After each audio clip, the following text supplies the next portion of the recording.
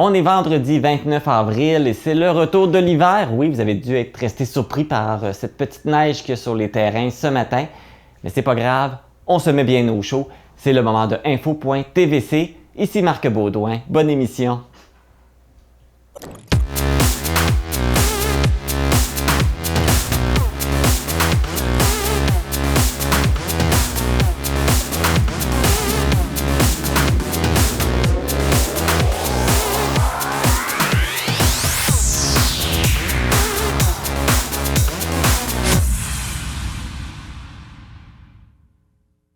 Du mois d'avril, et oui, le mois de mai frappe déjà à nos portes, le temps défile rapidement. Donc, on va débuter avec les statistiques de la COVID-19 de la semaine pour la vallée de la Matapédia. On recense 39 nouveaux cas cette semaine. On est rendu maintenant à un total de 1720 cas depuis le début de la pandémie et présentement, 80 cas sont toujours actifs. Le directeur national de la santé publique par intérim, le Dr Luc Boileau, a annoncé que le port du masque obligatoire dans les lieux publics et les transports en commun restera en vigueur jusqu'au 14 mai. Une décision sera prise au début de la semaine prochaine, à savoir si cette consigne sera prolongée au-delà de cette date. Le Dr Boileau a rappelé que si on a des symptômes de la COVID-19, de s'isoler et de passer un test rapide, et on évite tout contact avec les personnes plus vulnérables. 6 élèves de l'école secondaire Armand-Saint-Onge à Amqui figurent parmi les 35 finalistes et lauréats du concours de dessin Mont-Saint-Laurent Inspirant, organisé par la Fondation Monique Fitzbach. Ce sont les œuvres de Léa Kim Simard, Élisabeth Fortin, Océane Dumais-Larue, Alexis Tremblay, Anaïs Valcourt et de Félix-Antoine Jalbert qui ont été sélectionnés. Cette année, les participants étaient invités à plonger dans l'univers marin en illustrant leur propre interprétation du fleuve Saint-Laurent et ce qu'il évoque chez eux. Les jeunes artistes avaient le choix de réaliser un dessin ou encore de rédiger un texte en respectant les thèmes navire et métier et loisirs et nature. Les récipiendaires recevront leur prix lors d'un événement de reconnaissance virtuelle le samedi 4 juin prochain. Notons que les œuvres des 35 lauréats et finalistes seront affichées sur des panneaux exposés à l'Aquarium de Québec, au parc de l'Anse-Tibitz à Lévis, ainsi que sur les 11 navires de la Société des traversiers du Québec pendant un an. Il est possible d'aller voter pour le prix coup de cœur du public jusqu'au 20 mai à l'adresse qui apparaît au bas de l'écran. Le gagnant sera dévoilé lors du gala virtuel du 4 juin. C'est la fin de semaine dernière qu'a eu lieu l'aquaneige au parc régional de Val-d'Irène. Plusieurs athlètes de la station matapédienne ont été couronnés vainqueurs lors de cette 44e édition de l'événement. Chez les 5 à 13 ans, dans la classe Aquaflow, Léa Chiasson, Delphine Royer et Liam Caillé ont remporté respectivement les médailles d'or, d'argent et de bronze. Le jeune François Chrétien s'est mérité la 2e place dans la catégorie Aqua Junior Ski pour les 14-17 ans. Marc Steele s'est hissé sur la 2e place du podium dans la catégorie Open Ski. Il a remporté la palme au combiné ski et planche et a été sacré grand gagnant dans la catégorie Open Planche.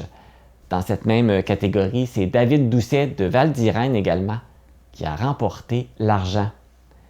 Du côté des femmes, les skieuses Julie Ruet et Stella Carpinteri se sont méritées respectivement l'or et le bronze. La planchiste Pascale Rioux, quant à elle, s'est méritée la médaille d'argent.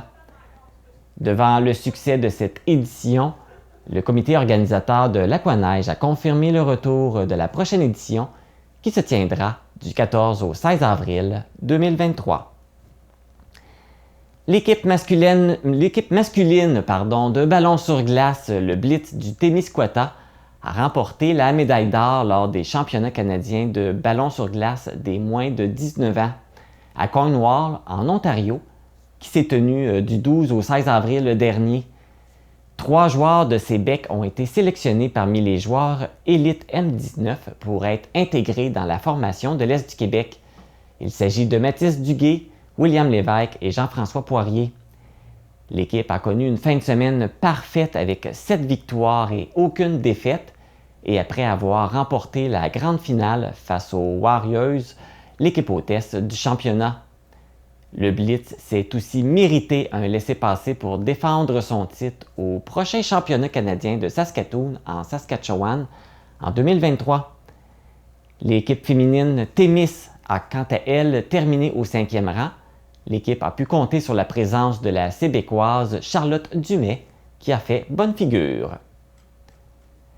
Le 23 et 24 avril dernier, le club de natation Natequi a participé à la compétition provinciale de l'Est du Québec au complexe sportif Desjardins de Rimouski.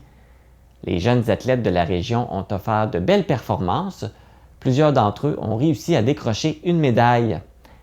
Dans la catégorie des 10 ans et moins, Nora Duhamel a monté sur la 3e marche du podium en récoltant la médaille de bronze aux 100 mètres d'eau. Dans le groupe des 11-12 ans, Maë Berthelet s'est mérité 2 médailles d'argent, une aux 50 mètres d'eau et une seconde aux 400 mètres QNI.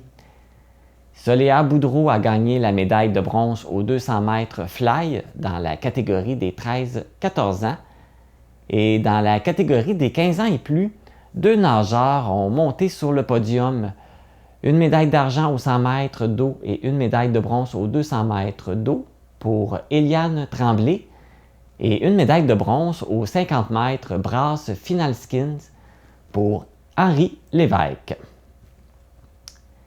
La semaine dernière, on apprenait le décès de Guy Lafleur, âgé de 70 ans, suite à un combat contre le cancer. Le numéro 10 des Canadiens de Montréal, qu'on surnommait le Démon Blond, a inspiré plusieurs générations de joueurs de hockey dans l'Est du Québec. L'Océanique de Rimouski a rendu hommage à ce grand joueur, de même que la députée d'Avignon, la métisse Matane Matapédia, Christina Michaud, qui lui a rendu hommage sur sa page Facebook. Si vous voulez lui rendre un dernier hommage, Guy Lafleur sera exposé en chapelle ardente au Centre Bell le dimanche 1er mai de midi à 20h, puis le lundi 2 mai de 10h30 à 15h. Les funérailles se tiendront le 3 mai sur le coup de 11h à la cathédrale Marie-Reine du Monde à Montréal. Aujourd'hui, on a une belle émission à vous présenter. Dès lundi débute la semaine de la santé mentale et Nani Godette, coordonnatrice à Rayon de partage en santé mentale, nous parle de son importance et de ce qui sera fait dans la vallée de la Matapédia pour la souligner. Une nouvelle chronique fait son entrée à l'émission et elle va nous permettre de mieux connaître la Fondation Action Santé de la Matapédia. Pour cette première édition, on aborde l'événement « Chaussez vos talons » pour la Fondation. Sébec est la première municipalité du territoire à implanter le budget participatif qui consiste en un processus annuel qui permet à la population de décider de l'affectation d'une partie du budget de la municipalité. Donc, lors de cette entrevue, on va vous donner tous les détails et les dates à retenir. Mais tout d'abord, je sais que vous l'attendez avec impatience, je vous l'avais promis la semaine dernière, j'ai relevé le défi d'effectuer la descente de l'Aquaneige.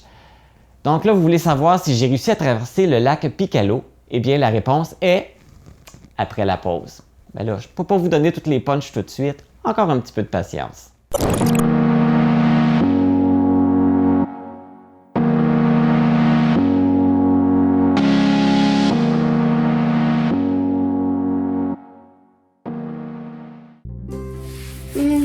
Pain blanc ou brun? Poulet ou végé? Laitue ou tomate ou les deux? Grillé ou pas grillé? Gauche, droite? Oui, non? Peut-être. Je sais plus! Choisir.